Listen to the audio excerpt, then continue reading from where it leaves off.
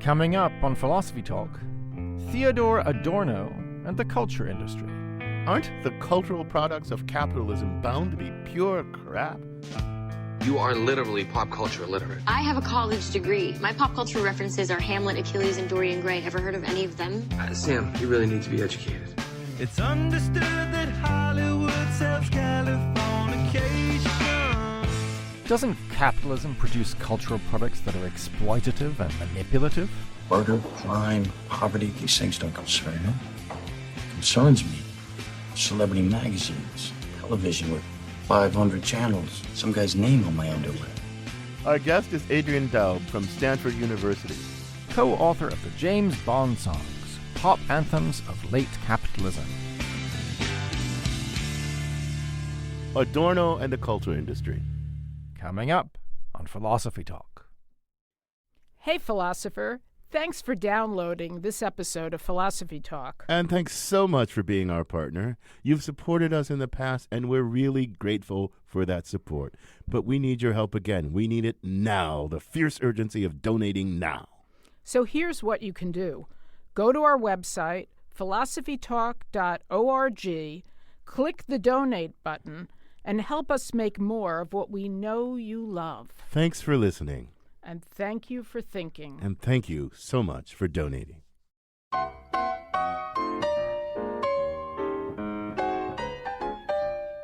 Is popular culture just a way for capitalism to breed conformity? Or does the market give us exactly the art we desire? When money does the talking, does original art even stand a chance? Welcome to Philosophy Talk, the program that questions everything. Except your intelligence. I'm Josh Landy. And I'm Ken Taylor. We're here at the studios of KALW San Francisco. Continuing conversations that begin at Philosopher's Corner on the Stanford campus, where Ken teaches philosophy and I direct the Philosophy and Literature Initiative. Today, we're thinking about Adorno, Theodor Adorno, that is, and the culture industry. Industry? Culture? Ken, culture's not an industry. Culture's made by people. Josh, you surprise me. You have such a quaint vision.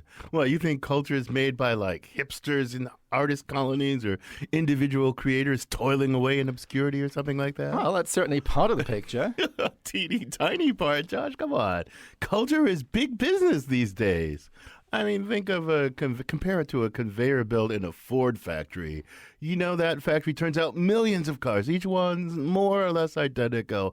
And that's exactly how Hollywood works. It's a factory too, Josh. It turns out zillions and zillions of films, each one more or less identical. Give or take a star or a scenery or a little plot twist. So Blade Runner is the same as Citizen Kane, Seventh Seal is identical to When Harry Met Sally? Different paint job, same engine, Josh.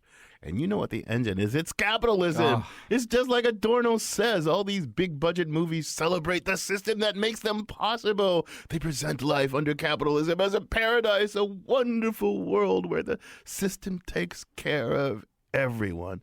Marx got it wrong. It's not religion. It's movies that are the opium of the people, Josh.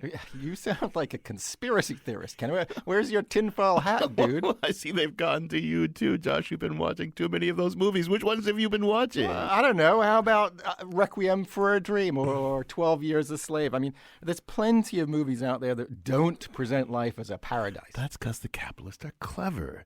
Those movies just show, they're designed to show, that resistance is futile. That's what Adorno would say. They make us feel like there's no hope, no point fighting back. They make us resigned to the capitalist system. Sounds like your friend Adorno wants to have it both ways. I mean, all movies show people getting the help they need, except for the ones that don't. That's called dialectical thinking, Josh.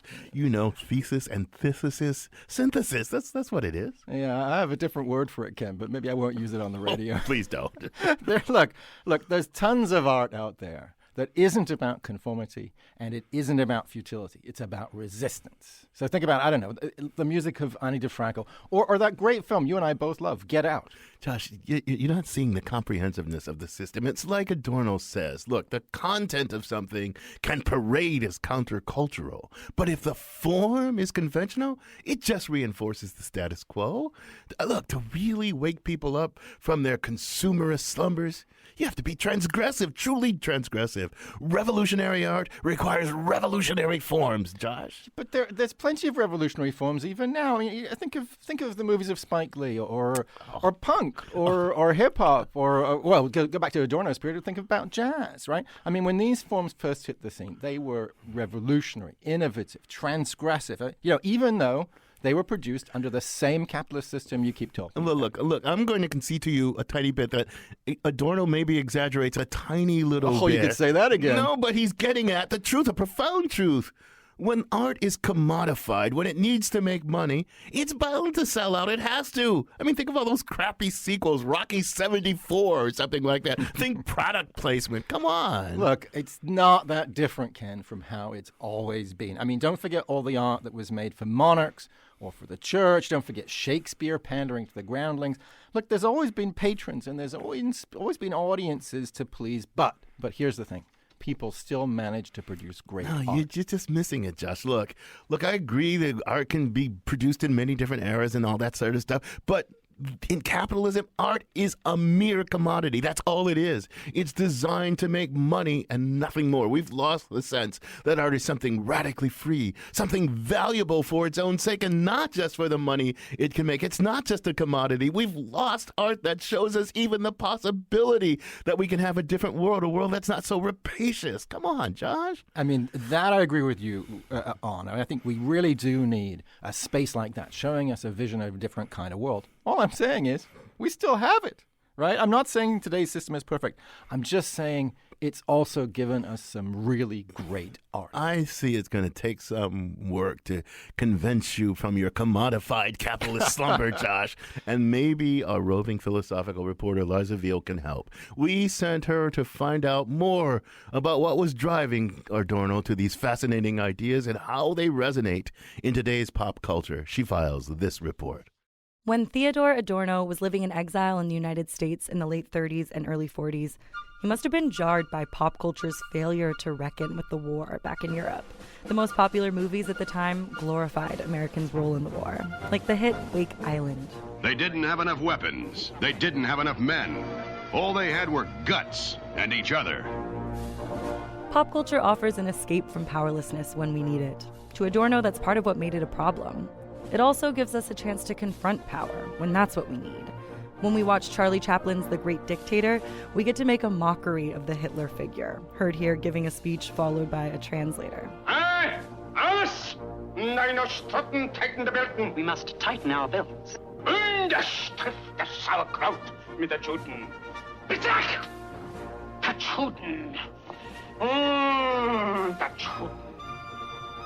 His Excellency has just referred to the Jewish people. In this imaginary space, viewers get to belittle the great dictator. Kill off the Jews, wipe out the brunettes. Then will come forth our dream, a pure Aryan race. Beautiful blonde Aryans. They will love you, they will adore you. They will worship you as a god. No, you mustn't say it. You make me afraid of myself. At this point in the movie, the dictator has climbed up the curtains in fright. Leave me. I want to be alone. For Adorno, this vicarious experience replaces the real experience of living under power. Rebellion is given vent.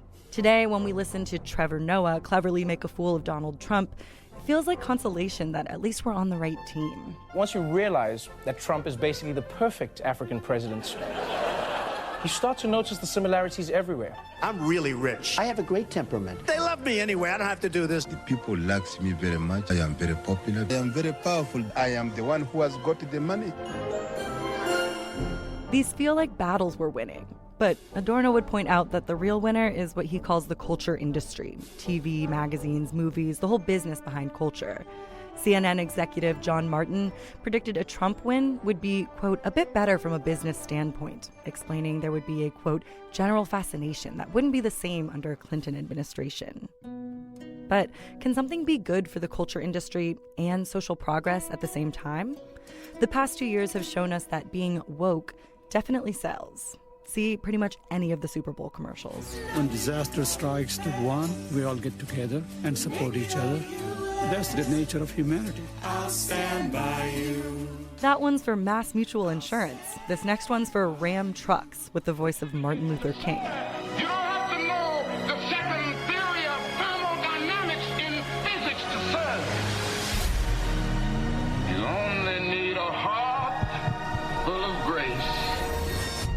The mainstreaming of wokeness has also been a boon to the newest subset of the culture industry, social media, like this genre of viral video. An ally is a person that wants to fight for the equality of a marginalized group that they're not a part of. We need your help building this house, but you probably should listen so you know what to do first. Let's do this. It's hard to parse which of our experiences online carry over to the rest of our lives. Adorno wrote that, quote, on all sides, the borderline between culture and empirical reality becomes more and more indistinct. The fact that Trump is a reality TV star is a merciless twist on that thought, and his spectacles have real empirical consequences. If it weren't for me, you wouldn't even be talking about illegal immigration, Chris. You wouldn't even be talking about it. Adorno wrote about the many kinds of deception it takes to get people to support a political program that, as he wrote, is largely incompatible with their own rational self-interest. He was writing about capitalism. In his framework, the culture industry is there to do whatever capitalism needs it to do to make us okay with capitalism. Right now, a sense of momentum towards social justice is something people are willing to pay for. The box office busting Black Panther is part of that. You get to decide what kind of king you are going to be. The revolution will be live.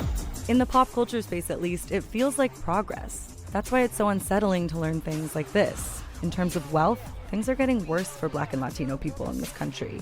One prediction is that by 2053, median wealth for Black and Latino people will be 0.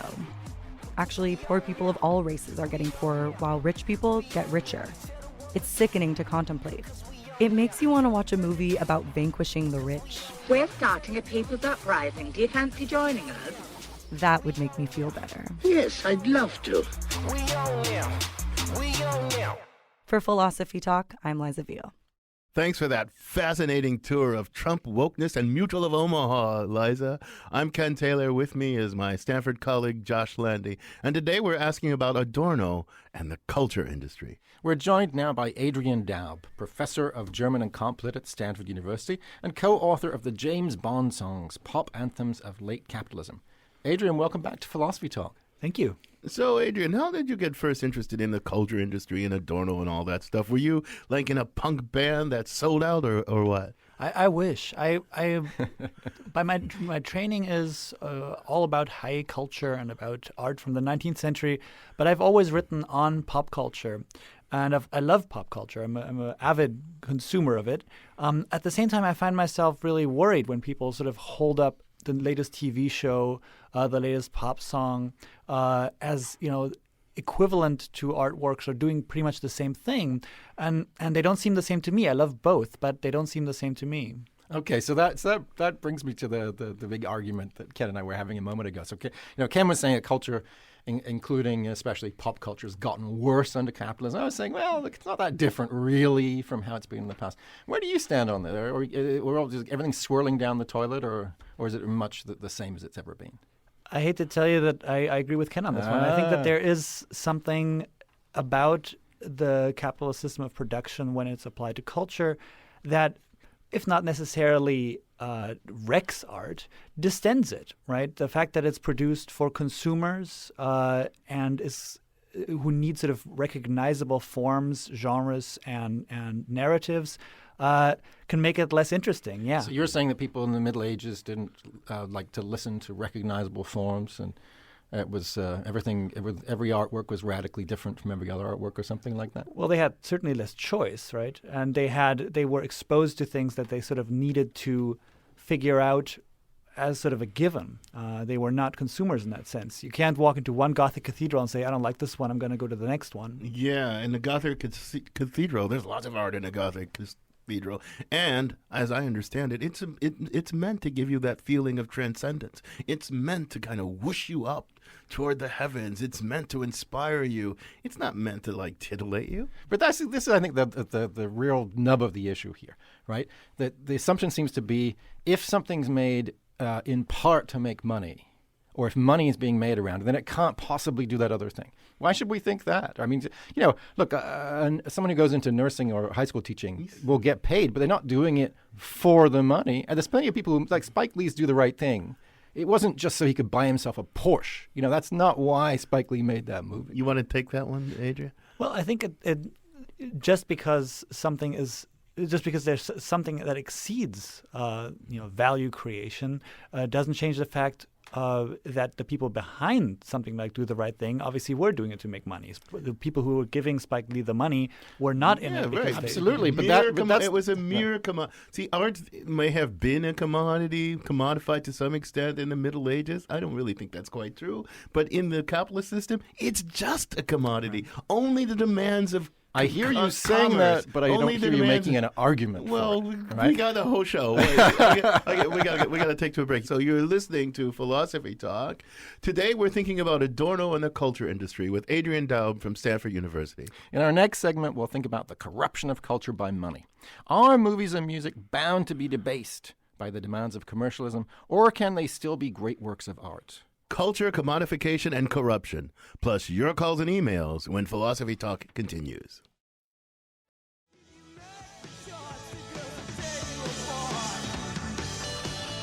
Does the culture industry, or what Joni Mitchell calls the star maker machinery, suck the life out of artists and spit them back out as vapid rock and roll stars? I'm Ken Taylor. This is Philosophy Talk, the program that questions everything. Except your intelligence. I'm Josh Landy, and we're thinking about the culture industry.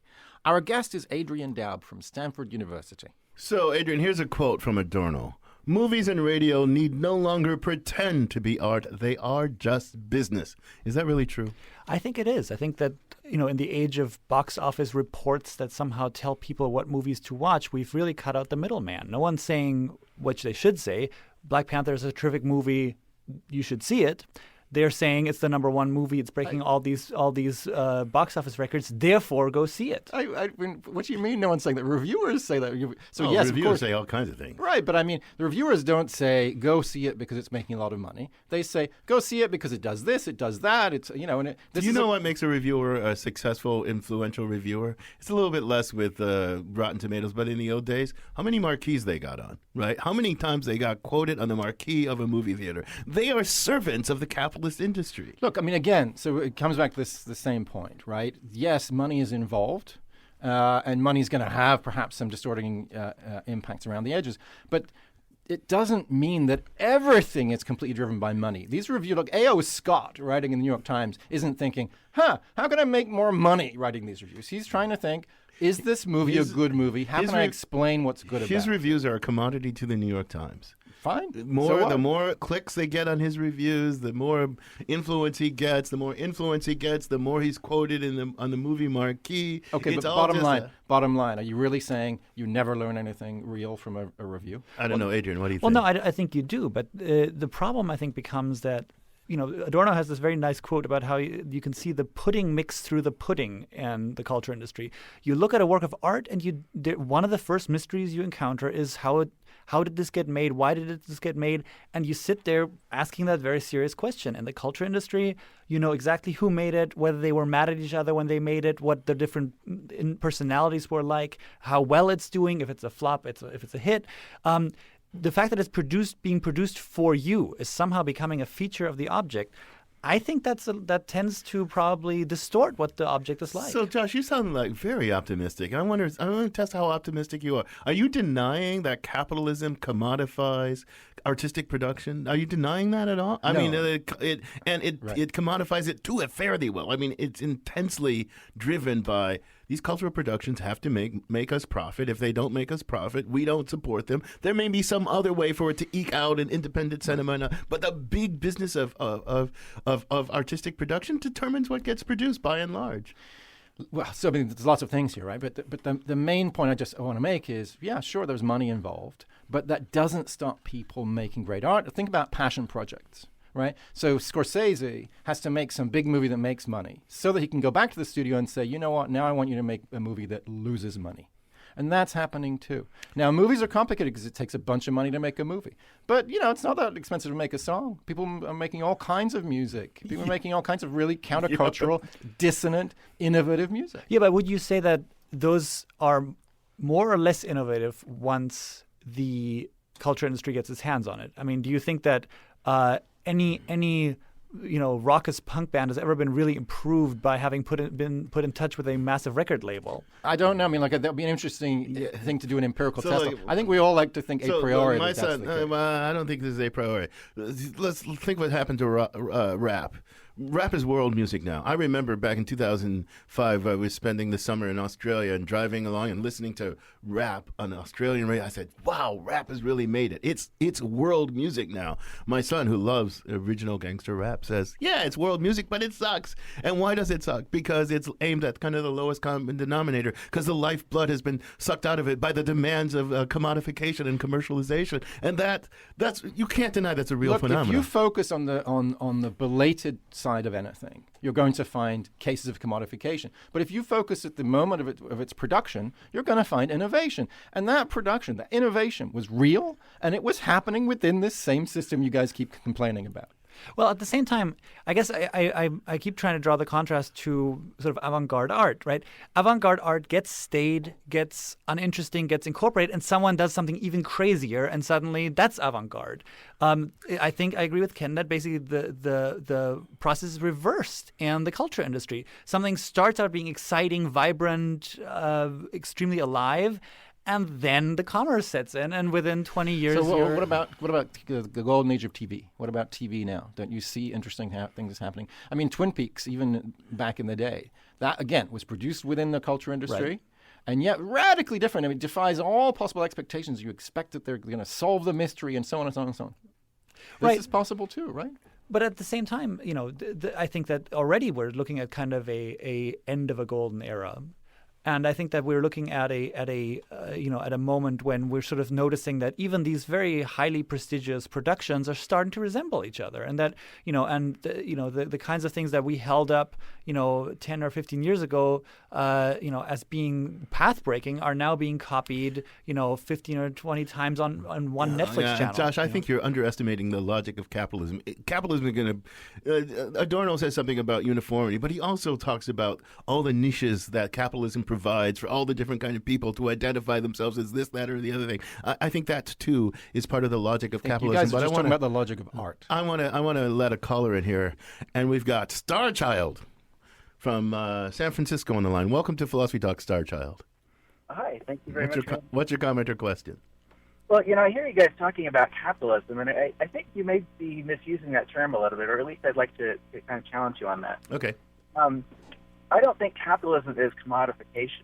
Commodification is one of the things you can choose to do with your freedom under capitalism. Capitalism is simply having the freedom to buy and sell. And what you choose to do with that freedom is up to you. You can live an aesthetic life and be like Mahatma Gandhi or something, or you can live like you're... Yeah, I think you're Starchild. I think I'm going to push back on you, because I think capitalism, Marx says in the Communist Manifesto, that capitalism has reduced every relation between human and human, he says, between man and man, to naked calculations of self-interest. Think about childcare. Who used to take care of your children? Like your grandmother, your wife, your neighbor, people who loved your children. Now you can do something. You can hire, for wage labor, a daycare worker to take care of your children. Your daycare worker doesn't have to love your children, right? So it's replaced a relation of love that's grounded in human connectivity and replaced it with an economic relation. That's turning it into a commodity, and that's what capitalism does. It commodifies more and more and more stuff, and capitalism has commodified artistic production. Do you agree with me? Yeah, and of course, I think there's a certain degree of freedom in it, and I think your childcare example makes that clear. There is something nice about getting to choose, but there is this dark side to it that if everything is open to your choice, the inherent qualities of things suddenly become interchangeable. Right. I just feel like you can't have it both ways, right? About pop culture.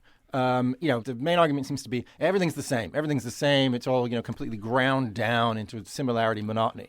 But on the other hand, when I show you that it isn't all the same, you say, oh, well, that's niche marketing. I think you got to do a little dialectical thinking here. No, but I think everything, is code for I'm going to contradict logic, myself. The underlying law. I don't agree with every word that Adorno says. Well, I couldn't possibly agree that every word Adorno says. I don't even understand every word he says because he writes obscurely, right? Yeah. But I think there is a deep point. I think the logic that produces much of what gets produced is the same, right? I don't think that every product is the same, because I think he kind of plays with this idea. He realizes, right, this thing about that you said in the opening about, well, there are films in which they're not going along and everything doesn't work out. Yes, but what happens in those films? Either the person gets crushed or something, right? So human beings are complex, and capitalism isn't blind to that complexity. Look, so it's got to provide lots of different kind of products. Okay, but look, I think if you're willing to be kind of Eeyore figure, it's easy to interpret anything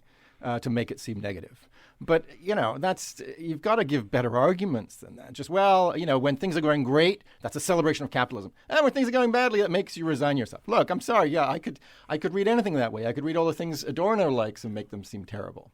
Really, you think that that there's something? I mean, a true sort of avant-garde. I know you love Beckett. That you think that you could read Beckett as deeply affirmative? No, but I could say, that also makes us resign ourselves. Anything Adorno likes, like if I want to be like Adorno, of course, you can always make something seem like it's terrible and just makes you resign yourself or love the system or something like that. But these are just... go back to the hit. Arguments are arbitrary. Go back to the very idea of a hit film, a hit song, right? And think of the vapid sameness of so much hit material. Here's something else that capitalism is about, according to the Marxists, and even according to the honest capitalist. It's not just about the satisfaction of desires that are antecedently there. It's about the creation and disciplining of desires. And the very phenomena of the hit song, the top 40 song, and then you can hardly tell the difference between the top 40 songs, is disciplining and creating taste, right? You don't agree with that? So I think that the question of disciplining taste is a really interesting one. But first of all, I don't agree that all songs are the same. I think this is a kind of aristocratic, snooty disdain that Adorno has for the us hoi polloi. But you're not hoi polloi. You're a Brit intellectual, cop lit guy. But the other thing I want to say is writes about Proust.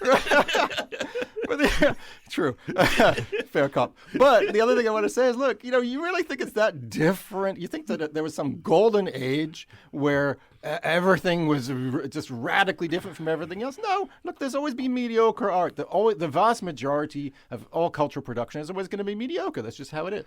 Well, I mean, we should say that Adorno doesn't think there ever was a golden age. I mean, I guess we might disagree with that, but he doesn't think so. He thinks it's always been about power relations. It's just in capitalism it becomes perfectly obvious, much more so than it would have been in, let's say, a Gothic cathedral.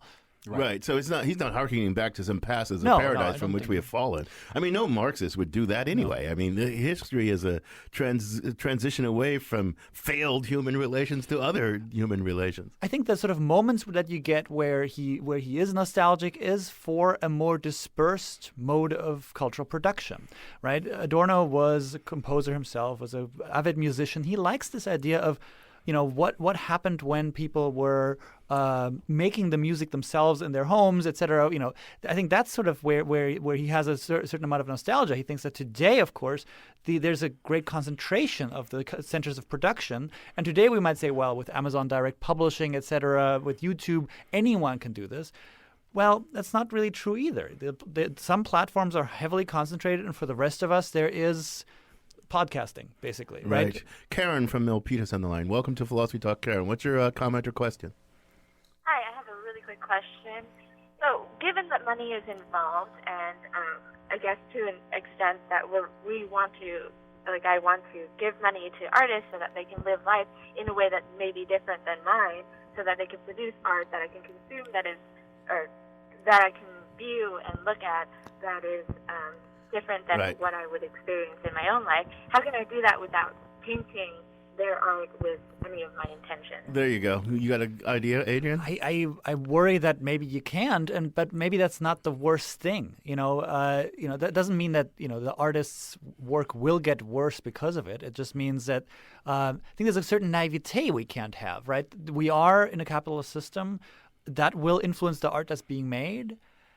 And I guess we'll have to live with that. I think there's a profound question here, though, because one of the things when Adorno was writing, for example, the production of the mass production of art was not very democratized. Right. You know, the big studio system, the big recording companies. I mean, there was the jazz movement arising, but he missed jazz. He didn't understand jazz. Nope, not at all. The stupidest things he says are we about agree jazz. on this one. Yes, Good. Those are by far the stupidest things he says about jazz, about anything. The things he says about jazz.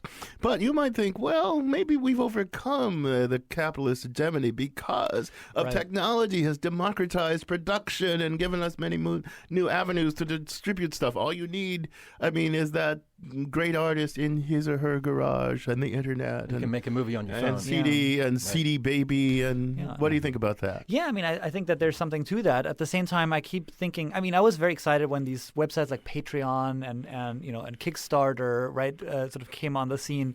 At the same time, I now notice that there are YouTube videos that explain to you exactly how to streamline your product so that it will maximize what you get there. And then I think, well, gee, you know, if I were to argue with Adorno, that's probably what he'd point to. Yeah, because Adorno thinks that the capitalist production of technology serves capitalism, and so all the technology that gets produced under capitalism gets repurposed for the purposes of the capitalists. And I think you see that happening with like Facebook and Google. They look like these great democratizing things, and what have they become? Huge behemoth. Yeah, but again, look, I think if you sat in your room and you thought to yourself, what kind of an art world would I want to see? In the ideal case, you might think, well, I'd like to see a great variety of artworks. You know, some of them really protest against the system, and some of them are really dissonant, and some of them are innovative and unpredictable. Well, guess what? That's exactly what we have. So just to say, it's a capitalist system. You're a highly educated, highly sophisticated consumer of these things, Josh. But here's the thing I don't think you're giving enough credit for. Take the average person under capitalism, I don't know who that is, but take some mythical average person under capitalism and ask them to imagine what they want to see. And you know what? I bet they're going to basically want to see what capitalism gives them to see, because capitalism already on its own, it conditions our taste. Our imaginations are not just free, unfettered things. They are conditioned by capitalism. I think Do you that's agree right. or disagree Yes, with that? but it's the case with any society. So our people's tastes are going to be conditioned by their society, matter whether it's capitalist question or is, not. how can you have a society, how can you have a social, economic, political formation that frees the imagination to have full range of human possibilities? How can you do that, Adrian? Yeah, I think that's where Adorno's background as a Marxist philosopher becomes super important, right? Earlier you said, you sort of suggested that there's something elitist about Adorno, and that's in some strict sense probably true. But his point is not that most people are stupid and like stupid things. His point is that people are not given the time. Of course, if you come home at 8 p.m. from a long day of work, you're going to go for, Leave It to Beaver over a Mondrian painting. The point that he wants to make is maybe we need to strive for a society where everybody can spend time with the kind of art represented by a Mondrian painting. Yes, You're listening to Philosophy Talk. We're asking about the culture industry with Adrian Daub from Stanford University. In our final segment, we'll think about what you can do if you're worried about culture getting ruined by commodification. How can we resist what's being fed to us by the culture industry and find the real works of art wherever they may be? A critique of capitalist judgment when Philosophy Talk continues.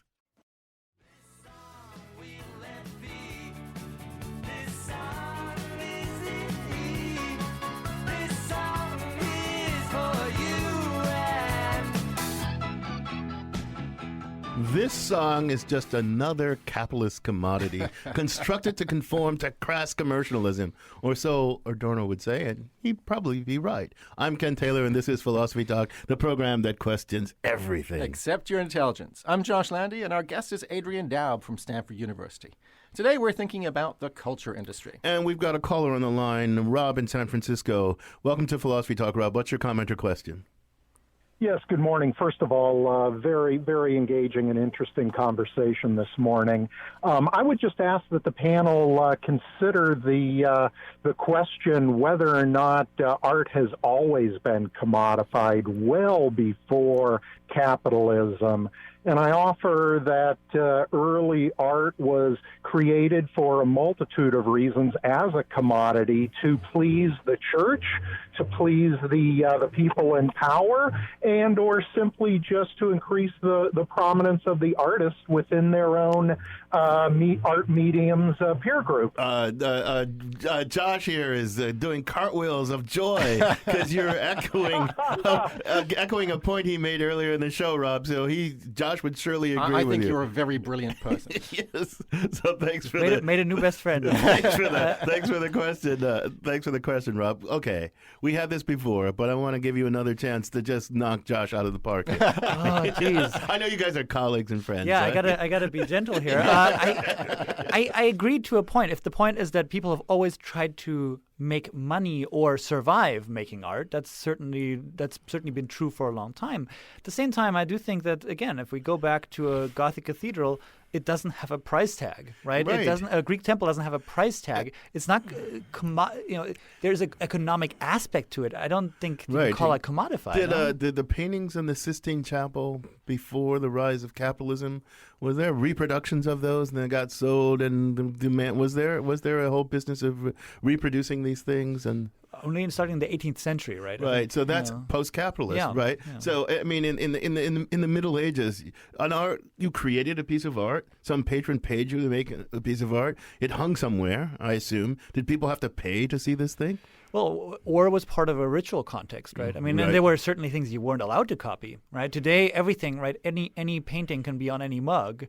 The little finger of Saint Cecilia. I think you're pretty much not supposed to copy that. That whole commodification thing as a thing that more units of it can be produced, more viewers means more money. I mean, when did more viewers of I suppose in Shakespeare's time, more viewers of a play meant more money. But I think. Look, I sort of take your point, but I think you guys are focusing selectively. So, I mean, look, not everything was like churches. You also had bands of sort of touring performers who get paid right away, right after the show. Who were disreputable folks, right? Right, okay, so you had that. And conversely, today you have situations like many people are listening to their popular music on YouTube today. Yeah. And as far as they're concerned, it's free. Now, of course, we can get into whether it really is free. But as far as they're concerned, they do something that they're not paying for. They hear a song. All they're focused on is how much they love the song. But in terms of commodification, I would just throw in one thing, right? Let's say one of those medieval troops shows up in your village and does their play. You can give them the money, you cannot give them the money. You cannot say, oh, there's this other troop that also happens to be in town and I will put my money there. That's the point of commodification. Why is that worse? No, it's not worse, but that's what commodification is. It's not worse. It's just the logic of capitalism. And the point, so you're going to grant the logic of capitalism, right? But then the point of the Adorno point, I mean, there's a lot in Adorno that I don't understand or don't agree with, but the sort of basic Marxist critique of capitalist production. When the capitalist mode of production meets artistic production, a complicated thing happens. It's hard to deny that. Right, it's a new way of producing art under the sun that wasn't before. Wouldn't you agree with that? Yeah, I think that's right. I think that and it's hard for us to even imagine and conceive of art the way it used to be, I guess. Right, but again, I want to ask you a question about. Look, so I said capitalism creates conditions and disciplines taste. So is it even possible? Are we totally powerless before this capitalist machinery of taste production, manipulation, and discipline? Can we stand up and say, I'm mad as hell and I'm not going to take this anymore, I'm not going to consume this anymore? Is that even possible, do you think? I think that there are ways of doing that, and I hope that and I think that actually Adorno has some suggestions there too. And I sort of thought of three things that I think he points to. One is we just can't be naive consumers, right? What we happen to want cannot be something that we think just occurred to us. It's been produced in us, and that's okay, but it's something to take into account. Second thing, he dwells very much on this question of categorization, of judgment, the fact that things are pre-categorized. If you're this kind of person, you might also enjoy this other thing. Break that. Get out of that mold. I think it's very important. And the third one is own your Philistinism. Don't let the culture industry tell you sort of what kind of expertise you need to have. If you think a play is over your head, go see it twice anyway. And if you still don't get it, that's fine too. It's probably better than reading the little booklet that explains everything and predigests everything for you. Yeah, I love all of those things. I just want to say one quick thing, which is Toni Morrison. Toni Morrison started writing the books she wrote because they didn't exist. She had an idea of the books she wanted to read. They didn't exist, so she made them. Right. And so to me, that shows... working at a publishing house is true. Okay, yeah. So that shows on the one hand that capitalism wasn't doing all it could have. But on the other hand, we aren't just drones. We aren't just complete servants to the system. It's possible for a great individual like Toni Morrison to say, there's something that needs to be done, not so I can make money. It needs to be there, and I'm going to make it. Look, I agree with something underneath you. I think the human impulse to create, human genius, human imagination is not totally a prisoner of the moment. Right. I totally agree with that. And that's why revolutionary change and revolutionary imagination is possible. But it's still, there is the brute, to use an existentialist term, there is the brute facticity of the capitalist mode of production, which is not just something I can say, forget that. Right. That's the air against which your wings have to beat in order to achieve this elevation from it. And I think it's a huge and massive fact. Right. Yeah, I think that's beautiful. I think that there's really a call here for being open to aesthetic experiences, but also being really scared of moments when your aesthetic experience is kind of predetermined. When you're sort of being told what you're being given and how you are to receive it. So this almost sounds like a beautiful dialectical moment, if I may say, right? We could say, well, we're not completely entrapped. Right. But it's good to be aware of the particular constraints operating now so that we can try to push back against them the way that Adrian was saying a moment ago. So we got a comment just along these lines that asks, I think we kind of answered this, but let's just foreground it. How can you have a society, this is from Joanne, how can you have a society that's free thinking about art and culture without commodification? You can't. The herd mentality is hardwired, and that tendency lends itself to commodification. That's interesting. Interesting. I wonder, at the same time, so is the drive to distinguish ourselves from others. Right. I mean, capitalism is great because it works so well because it can do both. So look, I mean, Adorno's a Marxist, right? He's a dyed-in-the-wool Marxist. That's fair reading, right? Yeah. Oh, yeah. Okay. I mean, I don't know what he thinks about the Soviet Union or China or any of those places. Doesn't like them. Doesn't like them. So here's the thing, right? I mean, it's hard for me, going back to Joanne's question, I think, how could we build a society, a social world, an economic, social, political world that gave free rein to the human imagination, right? And to produce things of how does he put it in that quote? It's something like a world that's imagine possibilities different from this rapacious world. How do we make that happen? Because it seems to me there needs to be social enabling possibilities. Do you have a view about? You guys both study high art and high culture. How do you enable that?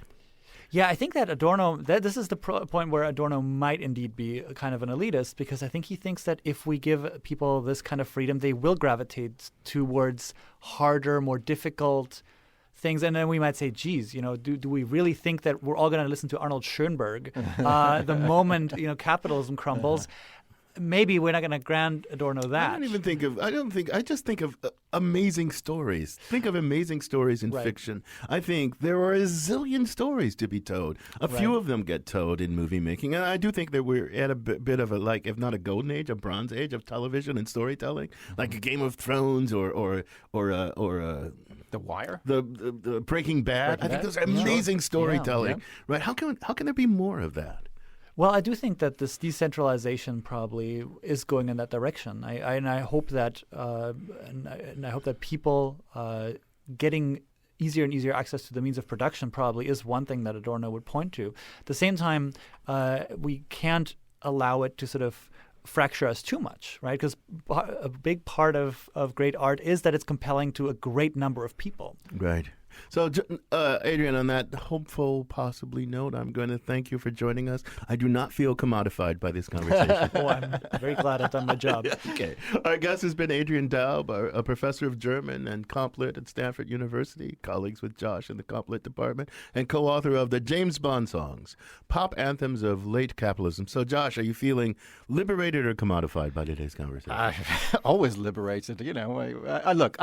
I mean, obviously, product placement is terrible. The rash of sequels, that's lame. But, there've always been constraints. It's always been possible to rise above them and make great works of art. And guess what? Today, a higher percent of the population get to experience those works of art. If it weren't for all the sort of industrialization and mass marketing and so on, people wouldn't be able to get their hands on a Toni Morrison novel for $15. Yeah, this is a good thing. Mass marketing has its stuff. It does appeal to the masses. It does spread the goods of culture wider. And there have always been constraints, but there haven't always been the constraints of capitalism and capitalist commodification. And commodification is a good thing. It does give you access to paid child care and people to drive your car and all who don't care about you. It does do that. But it also has its downside. I just don't think you're alive enough to the downside of capitalist commodification for artistic production. But you know what? This conversation continues at our website, at Philosopher's Corner, at our online community of thinkers, where our motto is, with apologies to Descartes, cogito ergo blogo. I think, therefore I blog. And you can become a partner in that community just by visiting our website, philosophytalk.org. And if you have a question that wasn't addressed in today's show, we'd love to hear from you. Send it to us at comments@philosophytalk.org, and we may feature it on the blog. Now a man who speaks so fast the culture industry will never catch him, it's Ian Scholes, the 60-second philosopher. Ian Scholes. So 2018 saw the fall of the once mighty empire known as Toys R Us, gone into bankruptcy thanks largely to a couple $1 billion debt load acquired, as I understand it, back in 2005 or so, when the chain was purchased in a leveraged buyout. The way that works, apparently, is that Toys R Us wound up owning the debt the purchasers spent buying the store in the first place. This whole late capitalism shtick baffles me. It's like selling your garage, only you still own it and you have to pay cars to park in you. This makes no sense to me. So now the kiddies and collectors have to buy all their Star Wars robots at Walmart until Walmart collapses under its own weight. However will we survive? Whither the kitsch of tomorrow? All of this made me think of Adorno and Horkheimer's culture industry concept. The idea is that mass culture and mass entertainment have replaced both high and low art, keeping us passive and enthralled to capitalism. They pointed to the film industry in particular, writing in Hollywood, ironically enough, in exile in the 1940s. So I guess they were talking about musicals and propaganda, but not film noir, a glum expressionist genre of the 1940s, which kind of undermines their point. They forgot that culture is subject to the same ever-changing whims of capitalism and desire as anything else that costs a buck. My favorite example is the movie V for Vendetta, based on the comic book written by the Brit Alan Moore, which he intended to be about the struggle between anarchy and fascism, with anarchy winning, kind of, spoiler alert, thanks to a masked superhero anarchist. The movie was a bit more Hollywoody, but still weird, with the main character wearing his hero mask through the whole movie, as he kills off the fascists who wronged him one by one. It was kind of like Count of Monte Cristo, only creepy and dystopian. But okay, the mask design for the character was of Guy Fawkes, the English Catholic who tried to blow up King James in 1604. The movie became something of a cult hit, especially with anarchists, or their pale and pudgy young male stand-ins who troll the internet for grins, and the mask became popular at real-life protest marches and for some time was the top-selling mask on Amazon, selling hundreds of thousands a year. So every time an anarchist bought one of those masks, he was putting money into the pockets of Time Warner, a major corporation which made the movie, which is kind of ironic. Alan Moore himself, perhaps aware of this irony, hated the movie. He wrote, quote, "It's a thwarted and frustrated and largely impotent American liberal fantasy of someone with American liberal values standing up against a state run by neoconservatives," unquote. As opposed to his fantasy, I guess, of a lone English anarchist standing up to a fascist regime. Culture changes. The ironies get lost. Remember when Apple was the cool upstart and not just another damn culture-shocking behemoth?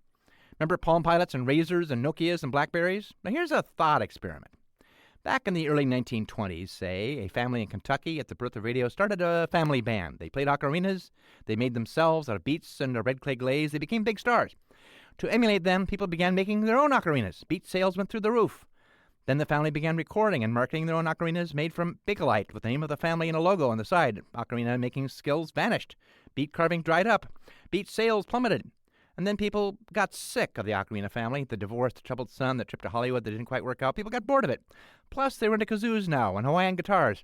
Then the Depression made it illegal to use beets for crafts. People were starving, so now nobody plays the ocarina, and most people hate beets. Is pop culture to blame, or cultural Marxism? And what about The Legend of Zelda, The Ocarina of Time? Remember that video game, 1998? There was a resurgence of interest in ocarinas. I think you could buy them at Toys R Us. Go to your iPad to check availability. Do they still have those? If not, I feel your pain. Speaking on behalf of culture everywhere, I am sorry for your loss. I gotta go.